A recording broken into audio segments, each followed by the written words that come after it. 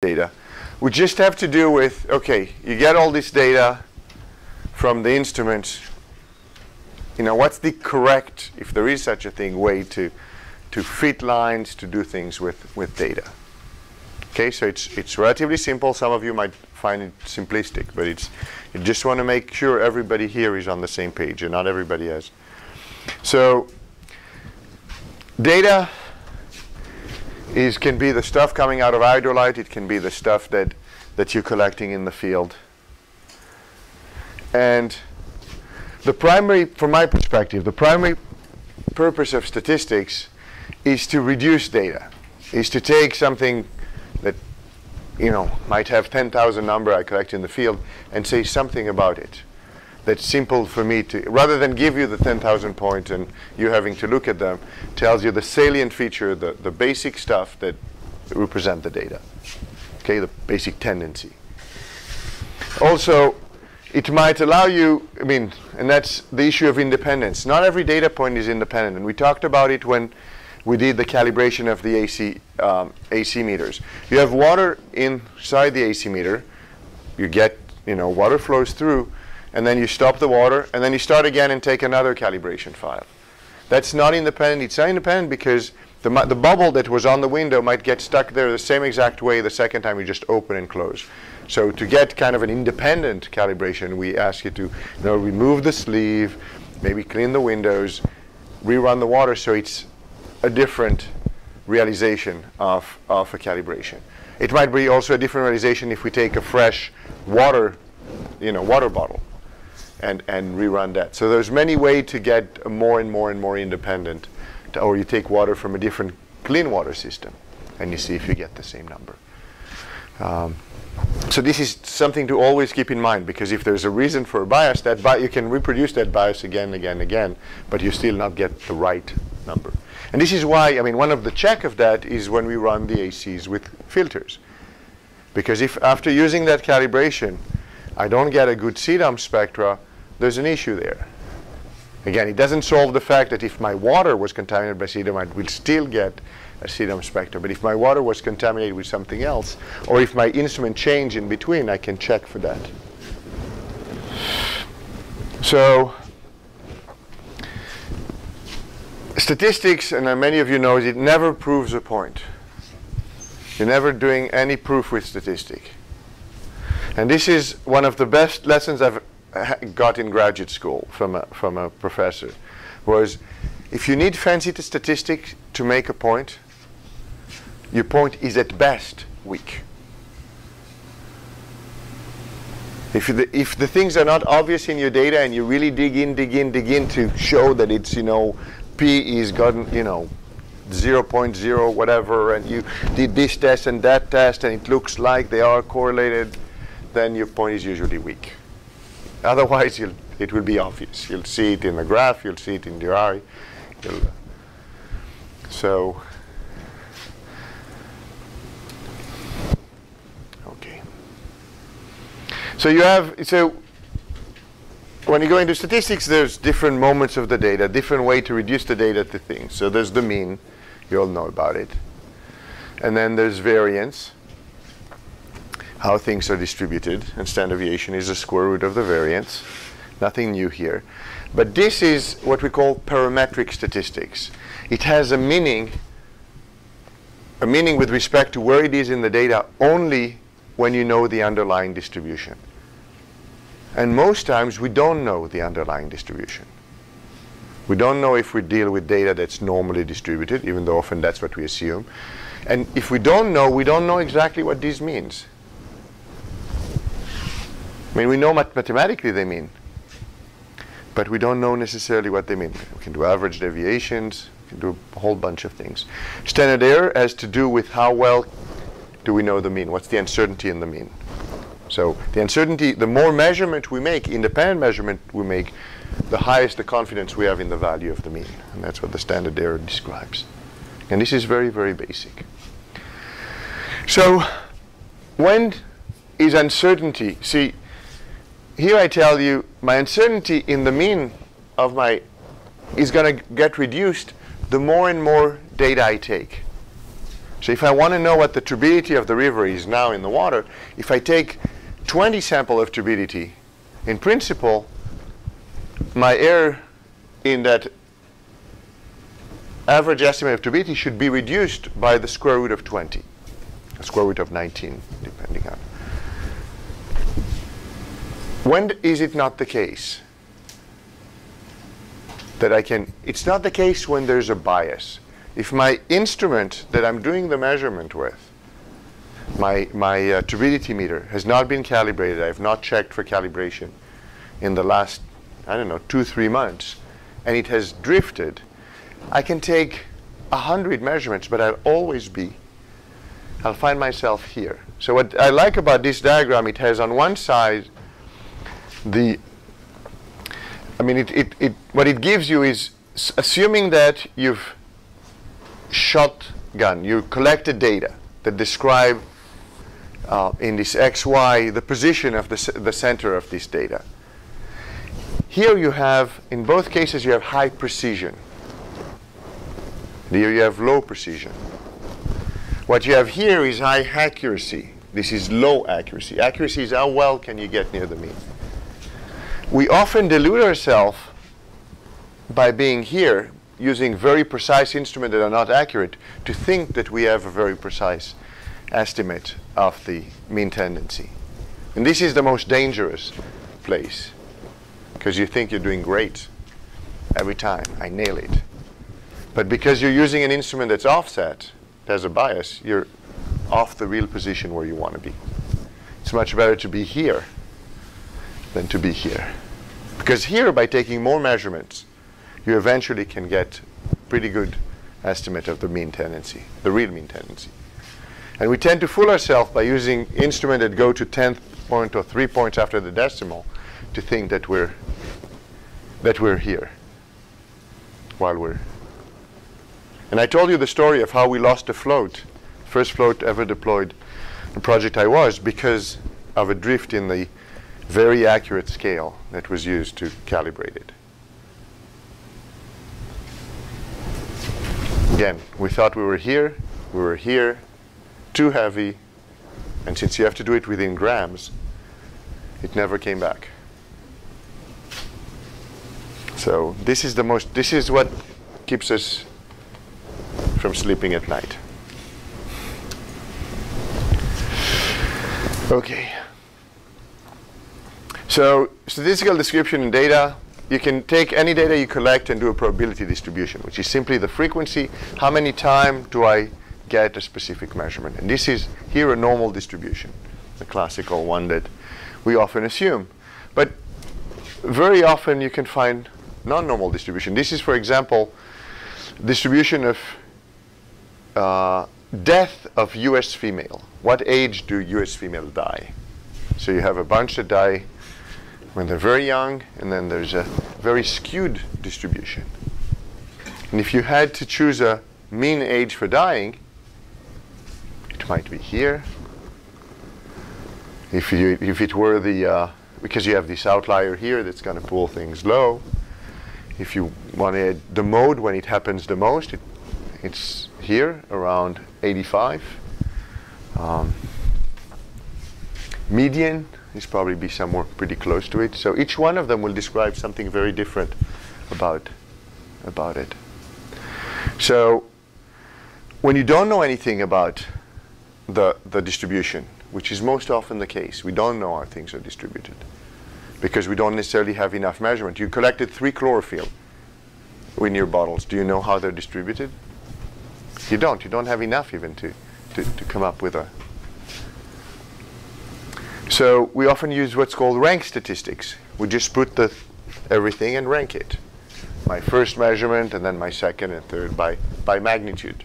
So if it's my chlorophyll, my lowest value, my second lowest, etc. And then we can do median. Median is simply everything above. 50% of my data is above, 50% of my data is below. It's very clear what it is to anybody. We use percentiles. So I told you I like to use the 84th. So if I rank my data from highest to lowest, I rank my data highest to lowest. I'll have my 84th percentile here, my 50th percentile here somewhere, and then maybe here my 16th percentile.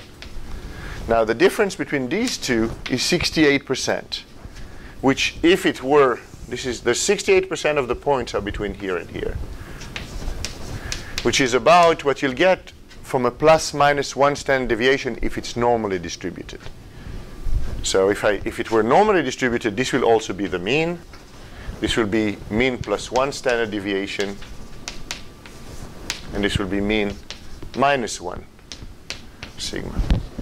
So by using the percentiles, I don't have to think about what distribution it is, but it has a meaning also for somebody who's used to use parametric statistics, ones in which you know the distribution. So this is why I like to use these when, for example, we do calibration as mine. And it allows me to filter out outliers. Because in cases where you have bubbles running through your instrument, they will affect, if you do means, they will affect your calibration value, a very high value.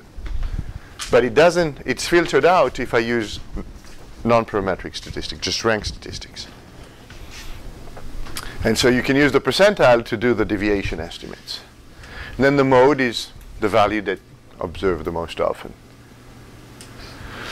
So the big issue is to get something that's robust, that's not sensitive to outliers. It's not sensitive to the type of noise you might have with your sensor. Or in the case of, many of our measurements, sometimes we're looking at the sun, or we're looking, we have some very large values showing up that we don't want them to contaminate, or we're actually looking for the max value. This is what you do with the microtops. With the microtops, the instrument itself is looking for the value when you're right next to the sun, on the sun. So again, depending on your application, you want to filter different kinds of data. So in statistics, robustness means insensitive to small departure from the ideal as assumption on which we're trying to do. So often the case is you have a distribution of points. Most conform to some rule. They go next to a line, seems to be. But you have these points that would otherwise throw your line away, will strongly influence your fit. And you don't want to throw these points. You never, ever, ever want to throw points out from a paper, in a paper you're doing, just because they don't fit your view of the world. Or you don't really have a good, obviously if it's points where bubbles was running through the instrument, you don't have to put it in.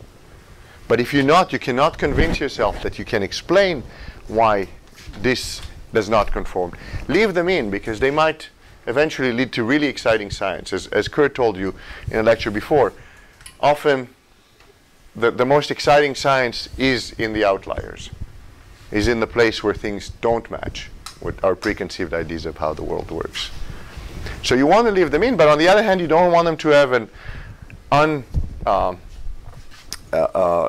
too much of an influence on our estimates, on our trend estimates. And what happens, if you do a fit with these points, you're going to get this line instead of this one. So robust methods are methods that still will give you the line you'd expect while not having to throw out the points that don't, that are far away from it. The few points that are far away. Yes? Where do these images come from? This comes from a book that I consider the Bible I told Ben about, Numerical Recipes. Numerical Recipes, it's a book that came out in the late 80s, early 90s. First book I bought for myself, and used it ever since. I think we're going to ignore it. I don't know how we can do it. Whatever. Hello, this is Heather at Account Services, and we're calling. Just give her your credit. It'll be done. So yeah, what I love about Numerical Recipes, which I told Ben, is they give you a whole bunch of, for everything they give you codes. It comes with the book, codes, and you can get a CD. But the idea is scientists explain to you why you should choose method X and not method Y. Why a method X works usually and not method Y. Very practical. So it's not a statistics. I mean, they do fits, they do integration of differential equation, they do a whole bunch of things, but really looking at the essence of using the method, not from theory perspective, but from the perspective of somebody who has data and wants to get stuff out of it. So very, very honest opinion, which I love. I mean, there's, as I told you about Craig Bourne, it's really hard to read things where people give you their honest opinion about, because that's not the way we write science. We tend to be very careful about every word we say, and they are very. So here is an example of some statistical description of data. I'm diving with that package you saw in one of the previous figures, an AC9 on my back. This is sand, this is coral reef in the Bahamas, and I'm diving at different distances off the bottom. What we have here is beam attenuation here, and these are the probability distribution of getting a specific value of beam attenuation. So this is what you see here. This is the CP trail. This is the height above. This is, oh, God, I cannot. 10 centimeter above bottom, 50 centimeter above bottom, and this is 2 meters above bottom. This is the pressure trace of the CTD that's on my back. And what you see is, as you get closer and closer to the bottom, there's bigger and bigger spikes. Bigger and bigger instances where the data is very large, which result in a larger and larger difference between the median and the mean. You can see these outliers here. They're not outliers, they're real values. Now, this has scientific information in it.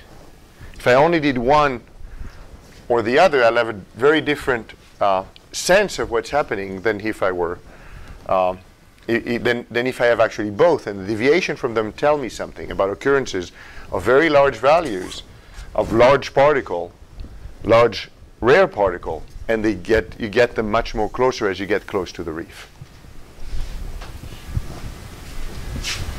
And similarly here, above the coral reef I get those, and when I'm on top of sands, I don't get those large particles.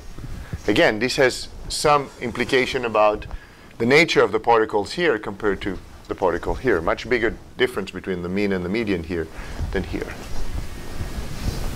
So there's science in those statistics. What it is, I cannot tell you. I did not capture these particles. But it means that by looking at the distribution of values, I can learn a lot about, I mean, I suspect these are aggregates. They might be aggregates due to exudation of material by the reef into the water. It's mucus that they produce. Their aggregates tend to be heavier than their constituent particles, so you mostly find them near the bottom. But there's science to be done with that information. So you want to look at, because we cannot, I mean, obviously if you plot it, you can see it by eye, but if you often don't have the luxury of looking at every trace of data you're collecting, but by doing the appropriate statistics, you might be able to pick up these signals instead of just doing the mean and forgetting. And this is what I told you, when you do the package, maybe you should do mean and median and look at the difference between the two. And when are they close, when are they far away? There's information there. Okay, now relating to variable. We often use the correlation coefficient to describe how well two variables are related, or at least tend to covary. We can do exactly the same with non-parametric statistics. We can rank one parameter and rank another parameter S, and then look at the relative position. Do I get a high value of parameter S at the same time when I get a high value of parameter R, usually? And this will determine the rank order coefficient. The numbers you're inputting in there aren't the values of those ranks? They're the position. They're the position, exactly. The value you put here are the position, the first, second, third. You rank your data. And you're looking at the correlation between the ranks. So these are whole numbers, while here you can have anything you want. So positions, here you're correlating the position. And then you can do regression. So lines, you might want to fit something like this between them. And we'll talk about this in a second. I'm not done with these. Because often these do not tell you how well you can predict one from the other. It just tells you they're related, but not how well one. If I knew X, how well can I know Y, and vice versa. And this kind of parameter is often abused in the literature and misused. We'll get there. Okay. So most times when we fit a line, we have data. Say we have two parameters, Y and X. We tend to assume one is dependent, the other is independent. So X, for example, in this case is my independent variable, Y is dependent on X, and I assume a certain linear relationship. And then I go ahead and try to minimize this cost function to get a line, a fit between the two.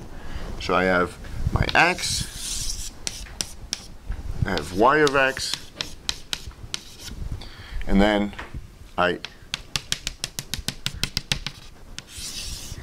I'm trying to fit a line by minimizing those distances between the point and the line.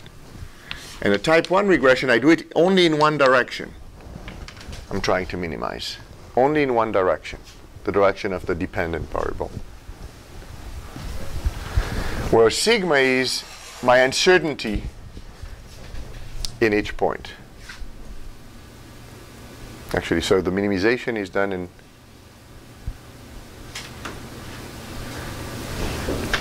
now I'm wondering. So here I'm adding. So usually when you do it in Excel, it's doing it this way.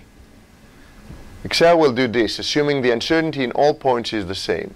You can add an uncertainty, weight by uncertainty, where this is actually the uncertainty of the Y, your Y measurement. So if I know I have a noisier blue channel than a red channel of measurement of absorption, I will have a higher sigma in the blue than in the red, and that will weigh that point less on my line. And the way you solve for the A and B for the regression is taking the derivative of this with respect to A, the derivative with respect to B, and equaling it to 0, because you want a minima. Or you want an extremum. You don't know yet if it's a minima or not. You have to take the second derivative for that, but you can show that in this case you're going to get the extreme value that will give you the and you can do it. And the nice thing with the type 1 regression is this can be done analytically, and you can solve. And this is the reason why it's been used for so many years. The least square one can be done analytically. You can solve for A and B. You can find the exact equations for them. Emmanuel, it's worth commenting. You know, everybody talks about the least squares fit. Why not use the least absolute value fit? The only reason is because in the pencil and paper days of mathematics, you can take the derivative of this and solve analytically for A and B. Today, there's nothing magical about the least squares fit, as opposed to, say, the line that gives you the minimum of the absolute value or anything else. So this is really a historical artifact, in a way, of using these squares. And the problem with this historical artifact is that points that fall far away from that line will weigh much more, because if you do it in a square sense, these points have a much bigger square deviation than a point nearby.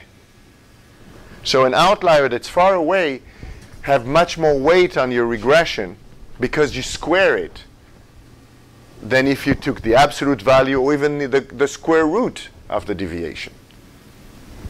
And this is how we come to do robust, is by exactly that, relaxing this need to go to least squares. Yes? This might be a silly question. There are no silly questions, James. I'm not understanding why A and B are in their positions that they are. Because I'm minimizing the difference between my model, the measurement I did and the model I have. So you put the y-intercept? It's not the y-intercept. I'm putting I mean, think about it as what will be a good way to do it. I'm measuring resistance and I'm estimating temperature as an example. James, are you asking AX would be minus AX minus B. Oh, this should be minus AX minus. You're absolutely right. Sorry. This should be, sorry guys, there's a typo here. This should be minus AXI minus B. You're absolutely right, James. Sorry. Thanks for the, I'll have to fix it. So this is minus AXI minus B. Okay? It's good at least somebody in the audience is not shy about asking questions when something doesn't make sense to them. Yes? I have a question. Sure. Good. So isn't doing this sort of minimization with like taking derivatives, setting it at a maxima really in the spirit of parametric statistics? That's what you do all the time in parametric statistics. That's in the spirit of parametric statistics, totally. So you're... So we're going to move away from that in a second. So, I mean, first two things. One is we're assuming that there are no uncertainties in our X. And this is where type 1 regression. And we know often we have also uncertainties in X as well as in Y, in the points that we measured. You know, when we're relating absorption to chlorophyll, we have uncertainties in the chlorophyll and we have uncertainties in absorption. Yet we're fitting as if one of them has no errors and all the errors are only in our measurements of absorption, as an example. And those are all the type 1 regression. Everything Excel does for you is that. It's assuming your uncertainties are only in one direction in the dependent variable and your independent one, no errors. And so the type 2 regression allow you for having errors in both of them. So this is, I call it versatile approach, but there's many books. One of them is actually Mathematical Methods in Oceanography by, what's his name? It will come back to me. But there's a book on mathematical methods in oceanography that shows you how to do the type 2 regression. You can Google type 2 regression. There's MATLAB codes on Umbari's website on how to do type 2 regression, including weighing with the uncertainties in both. In both X and in Y. So now suddenly you're not minimizing just the uncertain in one direction, you're using both directions to minimize differences. And it turns out it's not so easy. What I mean by that, it's not so easy because if you change the units, if you have very different units in your chlorophyll and in absorption, and we do, we have inverse meters in one and grams per chlorophyll, but say we used instead of inverse meter, inverse centimeters, that will change the way we'll weight this thing, and we don't want that to happen. So often what people tell you is you need to regularize, you need to have both of them vary from 0 to 1 or something like this so that you don't let one uncertainty weigh more. And by having this A here, you actually take care of it. By having the slope in your regression, of your regression as part of it, you're taking care of having something that has the same unit in the sigmas, which is important. And again, you can the way it works, all this regression, you minimize a function, a cost function. Again, in this square, it's a square, it's a least square one, but you don't have to, you're not married to that. You can have an absolute value here and similarly a square root of these two variances. So statistics is a practical tool. It's something you use to, in a practical sense, to get the best answers. And it's often abused, but because there is no right or one way to do things. There's no one way to describe your data. There's no the right way. There's what makes sense. I mean, that's the way I like to think about it. It's not, and so you have to be very careful because statistics have been abused a lot. This is a book that Ali has seen because I brought it to her. It's called How to Lie with Statistics. It's a book I saw when I was a kid lying around my father's place. And you can really do, you can use whatever, what you have to be careful is not to pick and choose the statistics that fits your model of the world. You have to be as honest as you can about it and use as many counter methods to convince yourself that what you're doing is correct. So you've seen this R squared is called the coefficient of determination. It's often described as the amount of variance that is explained. But one has to remember that even though things can be correlated, doesn't mean that one causes the other. They might both be correlated with completely different things. And from my perspective, the biggest problem of that is the issue of dynamic range. And it's our saving grace in oceanography, I often say, but I have two variables, x and y. Say, in our case, backscattering and total suspended matter. I'm measuring off the dock here. Say there's no, I'm in a period of neap tides. So I measure high tide, low tide, and my points are here. If I pass the line, it will be, maybe something like this. The R-square will be very poor. Lucky enough, 2 weeks later, we get the spring tides. Spring tides, I have large values, and I have low values. About the same line goes through, my R-square goes through the roof. I'm at the 0.99 whatever. Has anything changed about my ability, about the difference between the points, the model and my points, my ability to infer TSM from beam attenuation? Not really. I can do it over that large dynamic range, correct. But my average deviation, what we often call the RMSE, the root mean square error, so this will be my average difference between these points of the line, might be exactly the same when I was in neap as when I'm in spring tides. I cannot do it any better in terms of, I can probably predict it within 30%, 50%, but my R-square is shooting through the roof. I have a significant relationship, while before, and maybe my relationship was not that significant. But my prediction is not improved at all. And so this one, when I get your papers to review and all I see in statistics is R-square, I'm going to send it back to you and say, this is useless for me. I want to know how well your model helps me predict TSM for measuring CP. Tell me how well things are fitting to that line on average, maybe max and mean. This is much more informative for me than giving me the R-square. Does this make sense? So I want to know how well your model works, because that's what you're proposing as a relationship. And for that, the R-square is not the right statistics.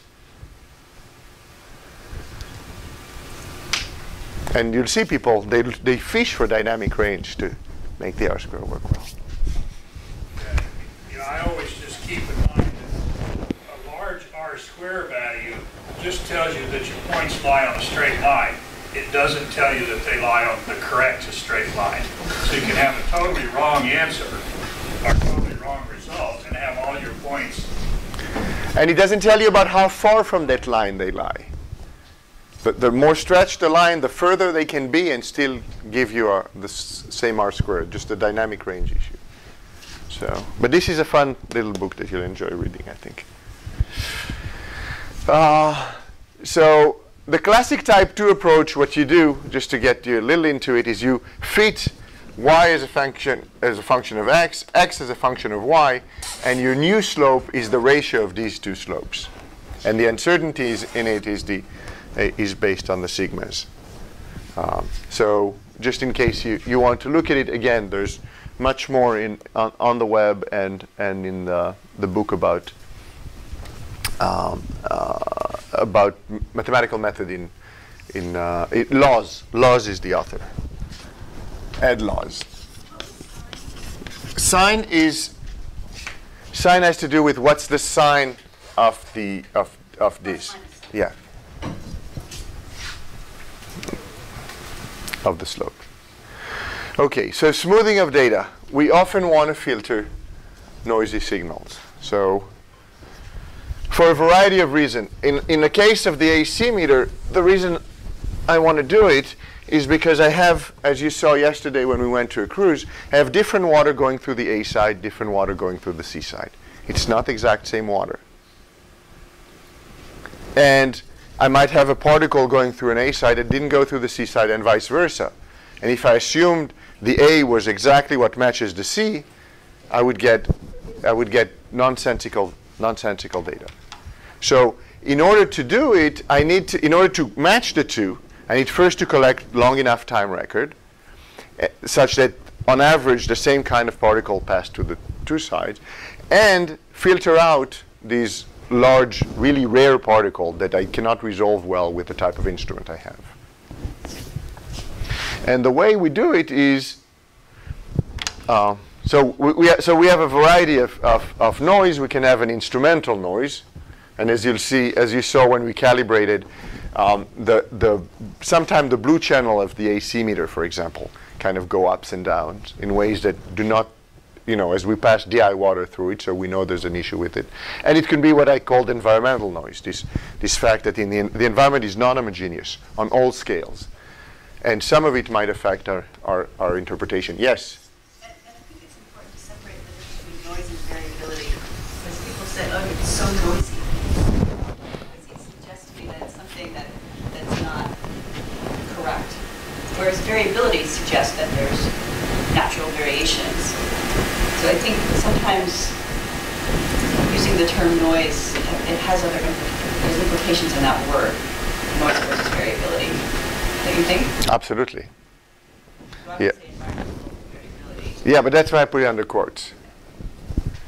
And there's a famous story going back in the days of beam transmissometer that people went to Bart's, who was Ron's partner, Ron Zandeville's partner in CTEC, the company that preceded Wet Labs. And people were complaining that the beam transmissometer gives them noisy data. It's a bad instrument because the data is noisy. And Bart's was so fed up with it, he said, if they don't want to see the data, they will not. And he put in an RC circuit to smooth the data in the instrument. So you don't see all the fluctuation the environment provides you with that classic beam transmissometer. So this is another thing to remember, is that once you go through an instrument, the instrument itself might have filters that do not show you all the glory in the data, but filter some of it. Rare spikes might be filtered by the electronics itself. It's not hard to build an RC circuit. It means R for resistance, C for capacitance, that just removes the big spikes. And some instruments do it. So you have to be aware of that.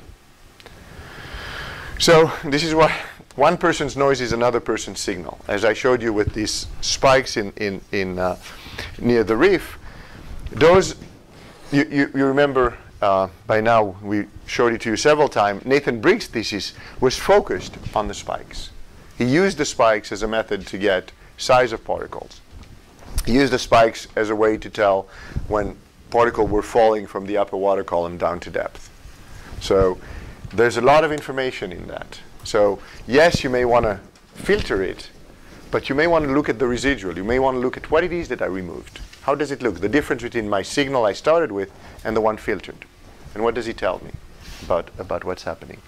Don't just do it automatically. A filter I like to use in MATLAB is called filt.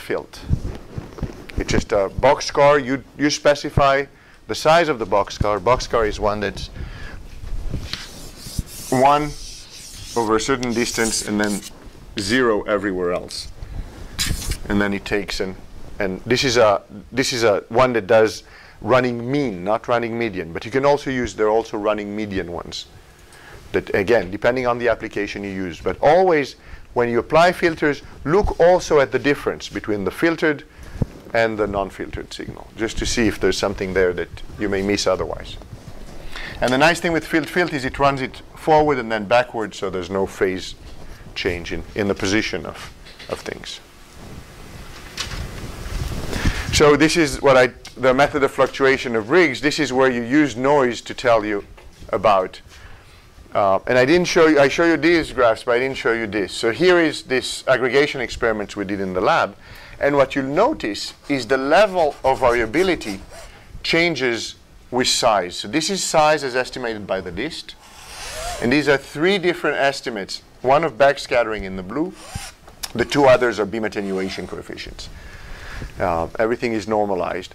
And you can see that as you get big particle, you have more fluctuations in your signal. So there's a relationship between that. And this is when he did this, when he got the size from the fluctuation, how well they correlated with the estimate from the least. So there is information there. And this is very interesting because we're now putting in the US tons of optical instruments on moorings as part of the OOI. And one would want to make sure that when they measure sufficient amount of data that a method like this could be used to get more than just what's the backscattering. But that one could use it to also get an estimate of size, simply from the fluctuations. And what goes into it is the variance here, the expected value. So the mean, this is mean, variance over the mean. This is the sample volume that my instrument is looking at. This is an optical efficiency parameter that we'll learn about in the Me Lab coming next week. And this is the measurement time. How long am I integrating with my instrument? That's all that goes into it. And this gives me an estimate of the average area of the particle. And then from the area I can get the diameter. So again, the noise is being. So modeling of data is similar to everything we've done now, is to condense, summarize data by fitting into a model that depends on adjustable parameters. So modeling of data, for example, is when we take a CDOM spectra and we try to describe it simply by an exponent. Two parameters, there's an amplitude and a spectral slope. We might have had 100 wavelength, measurements 100 wavelength, and we condense it into two parameters. Again, we just take a whole data, and instead of me showing you 200 spectra that will bore a reviewer out of his mind and will not have much informational content, we have determined that these two parameters describe most of the information contained in the curve. So we model that. So how do you go about doing that? And we can do the same with a particular attenuation spectra. We talked about power law. So how do I do fits like this? What's the method to do it? So again, we can determine a merit function, just as we did for a linear line. We can do it for a nonlinear model. These are my measurement. This is my model. I have two unknowns. And I have uncertainties, because maybe my blue wavelength, again, there's less light in the blue measurement than there is in the red measurement, and therefore I don't want the blue side way more than it should, because it's a noisier side. So I weight by the uncertainty. And this merit function is what I'm going to minimize. And here again, I do it in a least square, but it doesn't have to be a least square. And then again, I minimize that function. And in many packages, including Excel and others, you can solve minimum problem. What are the A and S that will give me the minimum of my cost function? This is the minimization. What you did in Excel with Colin is exactly that. You just guessed what the different contribution of different contributors to remote sensing reflectance that will give you the smallest cost function. It's exactly what you did by hand. But we have algorithms to do it by machine. So for nonlinear models like this one, there's no guarantee that you have a single minimum, as there was not in the case of the inversion. So you have to provide an initial guess, and you have to test that that guess is indeed not too far from the true minimum. And so MATLAB, what we use is fmin search. And fmin search has its own algorithm. You can use Levenberg-Mercat and others to do it. So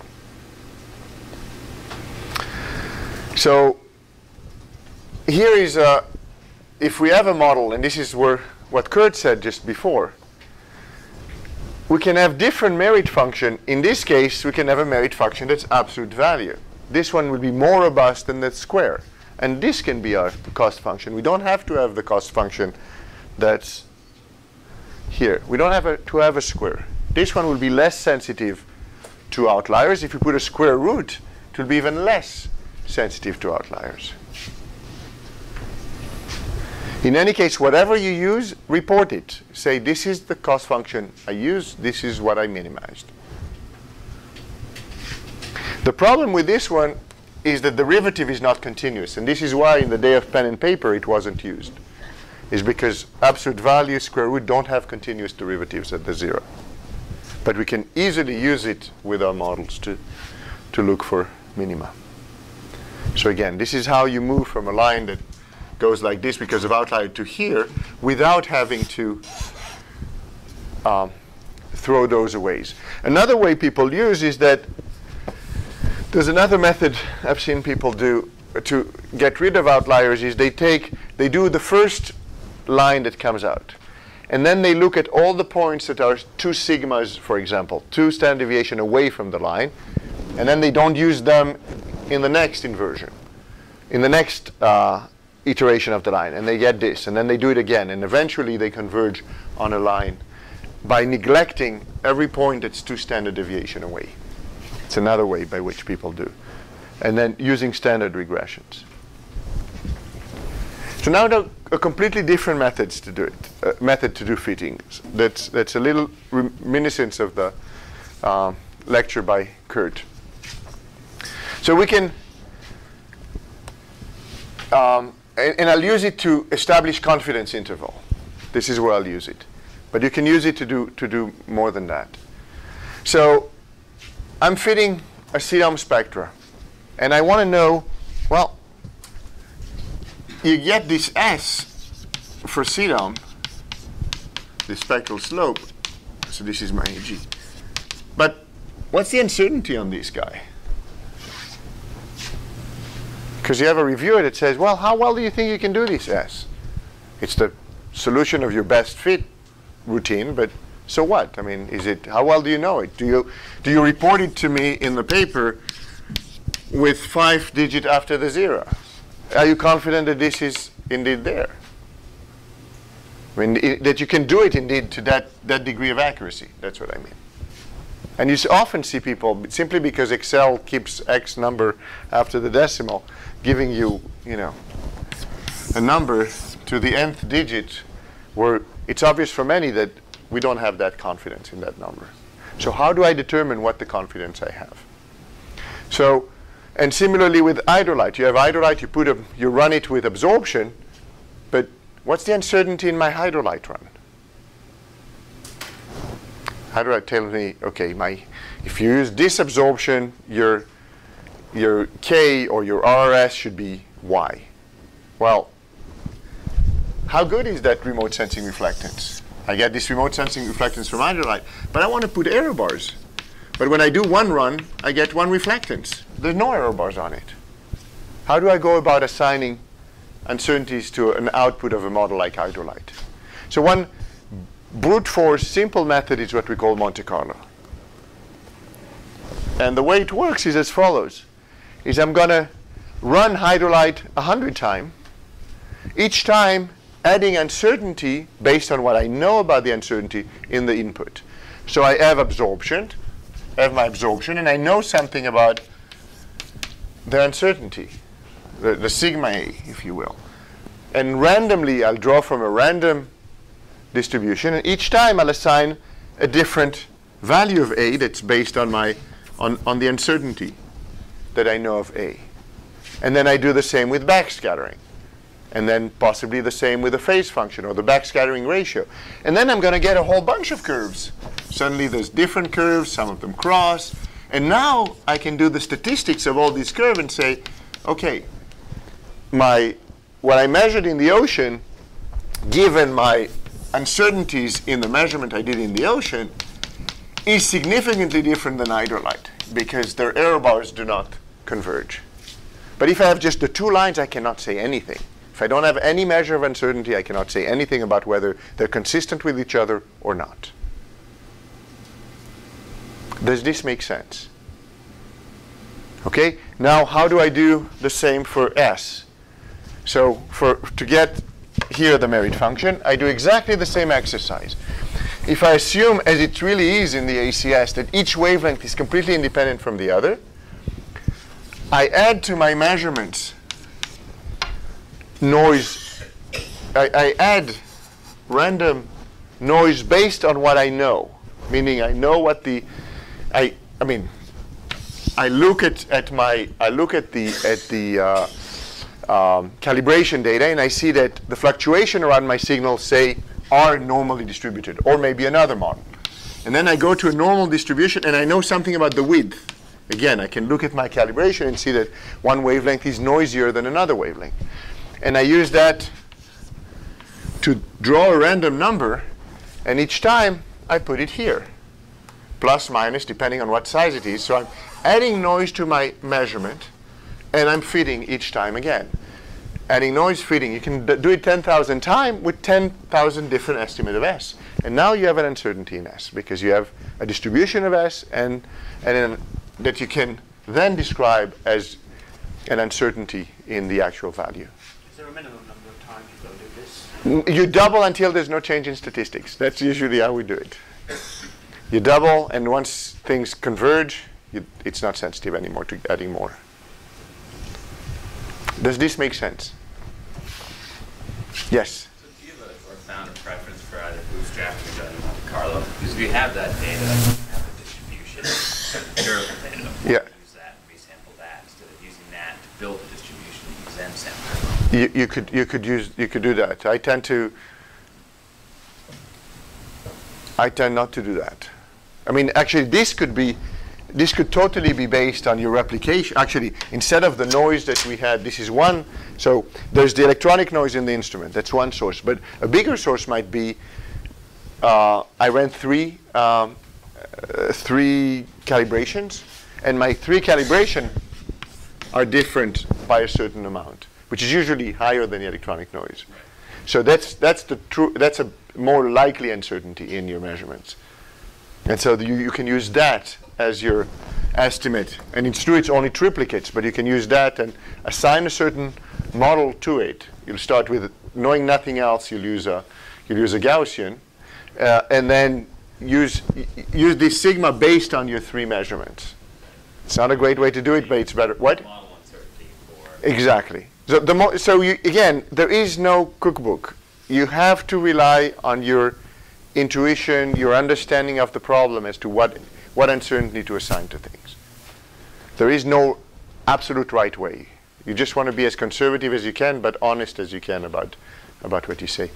James and then Colin? So going along with this question. Yes. Just in this example. Yes. You use the fluctuations in the calibration data. For example, yes, I would use that. Would you also want to try, how would you also incorporate using the filtered water as the fluctuations too? Like, if I get more of a signal, my fluctuation is going to be slightly higher. Or is that going to be propagated by me starting with the calibration data and then propagating that forward? So what you're saying is that you might have an error that's proportional to the signal. If you know about it, you incorporate it in.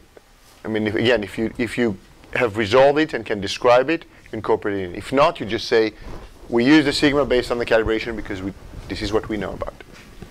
Yes, Colin? I guess it's kind of related to that. When we talk about whether you use on an exponential function, when you linearize it, it calculates the slope. Versus in this case, where you're actually assigning a different uncertainty to each wavelength. And so, for the example with the CDOM absorption, in the red, we have a very low signal, and it happens to be a very large uncertainty because that's where we're doing our temperature correction, our scattering correction, and so what it will do is not use that wavelength as strongly as the wavelengths where we're more highly resolved with less uncertainty. And so that's why this is a much better approach that Min was showing, because that exact problem, you don't want to be weighting the 715 wavelength in an AC9 more than 440. And when you do the linearized, the assumption is that the relative, I mean, you can go through it analytically, that the relative error is constant along all your wavelength, which is not the case for the AC meter. So that's why the linearizing and doing slope, and what people have done in the past, they would just truncate all the red data because it will give them a fit that didn't make sense. And so they would just truncate and it'll show you only until 550. And you don't have to do it again. If you weigh your measurements by the uncertainty, you don't have to worry about the noisy channels, for example. You can keep them all in. This is it. Questions, comments? Do you think it was useful for you to go through this type of exercise? Super. See how you might apply it to your work. Good.